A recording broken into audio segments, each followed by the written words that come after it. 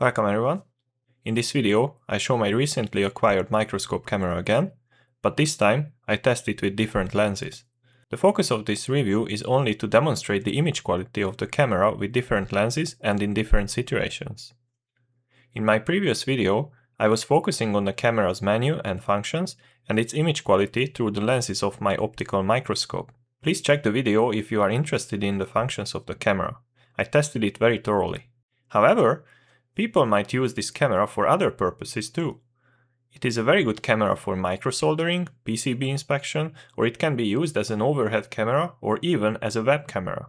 As you can see, I already mounted a lens to the camera and it is surrounded by 5 other lenses. I will test it with each of these lenses and show you how the camera renders the image through these lenses. All these lenses are C-mount lenses, and I usually use them with my custom 6K camera, which I already introduced in one of my earlier videos. This camera is based on a high-performance FPV camera. I made a custom enclosure for it, and I use it as a macro camera to record circuit assembling and soldering videos. I also built a custom HDMI external display for it, so it is almost a miniature cinematic camera. In this test, I will use the camera via its high-speed USB 3.0 port, and I will connect it to my computer. The reason why I do not record on a flash memory is because the bitrate of those videos is much lower, so the quality is noticeably worse. I will use the camera's recording software to capture Full HD and 4K footage. One of the lenses will be this tiny 150x magnification focusable lens. It is very simple to use it, and it even has a color that allows us to attach it to different popular mounts. Another lens will be this bulky one with 0.7x to 5x magnification. It has a very good magnification range, but it has a fixed 10 cm working distance. So sometimes it is difficult to focus it unless it is mounted on a proper vertical axis. I designed and 3D printed a tripod attachment for it because the lens is heavy. So I can attach the whole camera system to a tripod via the lens, and I can avoid putting too much load on the lens mount in the camera. The lens also has a metal C-mount, which is great. The front lens is not too large in diameter, but it lets through enough light anyway. Then, this lens is a bit special, but this is my favorite one, and I use it very often for my soldering videos. Most of my shorts that you can see on my channel are shot with this lens. It is a C-mount zoom lens. With the spacer and the 2x teleconverter, it becomes the perfect macro lens. It has a huge front lens and it has a large aperture that allows a very shallow depth of field and obviously a lot of light. And of course, the lens has a sturdy metal C-mount. It needs it because it's quite heavy. Then, I have this little 16mm lens, also quite large aperture, and as you will see, it has a nice image quality. Furthermore, I have a narrower 50mm lens with a large aperture as well.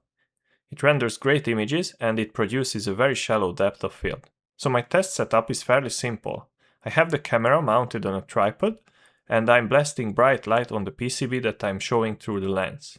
I start the demonstration using the firstly introduced zoomable microscope lens. As you can see, I put my red CH32 V006 development board under the microscope. The original footage was recorded in Full HD, so I scaled up to 4K. With a good lighting, the footage looks sharp basically across the whole frame. The contrast is nice and the image quality is satisfying. Then, I switched to 4K recording, and as you can see, we gained a noticeable sharpness because I did not have to scale the footage up. However, due to the strong compression of the frames of the 4K footage, artifacts can be seen at some spots. If you need more sharpness and you don't care about the artifacts, then 4K looks better, especially if you have the proper display. Just for fun, here's another board, my ADS1256 board with an RP2040 chip. First, I show the scaled up Full HD footage. The details are nicely resolved and the picture quality is already satisfying. Switching to 4K brings us an increased sharpness as usual, but some artifacts can be seen in areas where the color and the brightness is homogeneous, because that's where the camera applies a heavier compression as it seems. For fun, here's another Full HD footage from a closer perspective. As expected, when I move closer to the subject, depth of field becomes shallower. So the area that is sharp within the frame decreases. Also, I rotated the camera, so some angles or text on the footage might look weird because I needed to rotate or even mirror the footage so the perspective makes sense. Sure enough, Here's the same area in 4K resolution. The LED that I'm showing is a 0603 package, so it is 1.6 mm times 0.8 mm. The magnification is quite large. Other parts, like these resistors and capacitors, are 0402, so they are 1 mm times 0.5 mm small. Small details, like this rogue solder ball, can be easily seen through this objective lens. Again, this is a 1 mm times 0.5 mm small part. Then, I switch to the bulky zoomable fixed working distance lens. First, I show some overhead footage in Full HD resolution. You can notice that the focus is a bit off towards the bottom left corner, but that can be due to the slight misalignment of the wall camera setup. It was already difficult to set up the 10 cm working distance with the tripod, and it is possible that the sensor is not parallel with the surface of the observed PCB, so that causes the corner to be out of focus. Anyway, the camera renders a great image. The 4K resolution footage is not different. It captures the details well, and the only issue is that the compression-induced artifacts are visible. It does not influence the usefulness of the footage, so for work it is perfect. But if you want to record videos, and you don't want people to write rude comments about the image quality, maybe it is better to record in Full HD. Still with the same lens, I switched back to Full HD recording, but I demonstrate the different zoom levels. The first few levels are quite easy to set up and the focusing is quite forgiving, so it is not a huge problem if the working distance is not exactly 10 cm. But the more I zoom in, obviously, the narrower the depth of field becomes. So, with my tripod contraption, the focusing becomes gradually difficult with higher zoom levels. After a lot of struggling, this was the best quality I could achieve at 5 times magnification. Keep in mind that this is a 1.6 mm times 0.8 mm small LED. Switching to 4K gives us a little sharpness, as well as some artifacts, but the footage is still useful. Back to Full HD, I recorded some footage at an angle. Same board as before, but different parts and sizes, so it demonstrates the lenses and the camera's capabilities well. The 4K footage is similar. All the parts and details show up nicely. Both resolutions are more than enough for inspection or repair work. Then here comes my favorite lens, the Canon TV lens.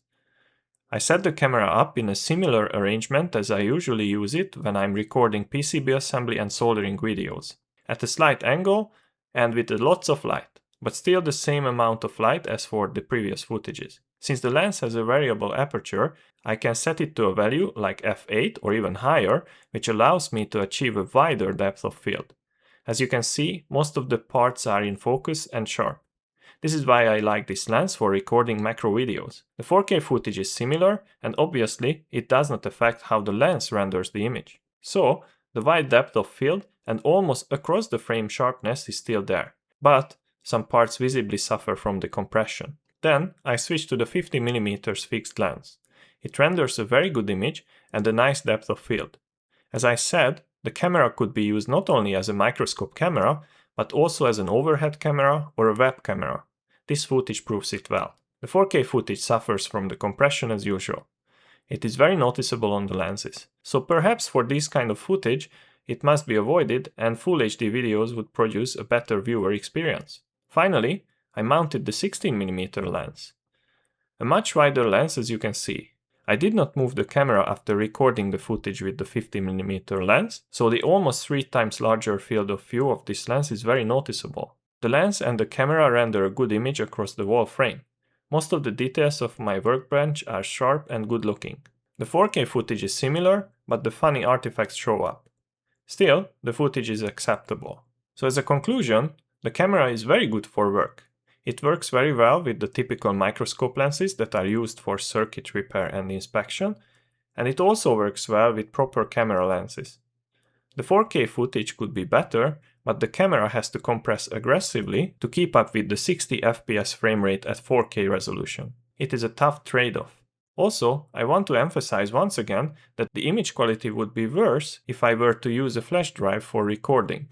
Therefore, I did not even bother recording footage on a flash drive because based on the conclusions from my previous review video of this camera, it is much better to use the camera via the USB cable and record the video stream with the camera's capture software. Please make sure that you visit my website. check the link in the description.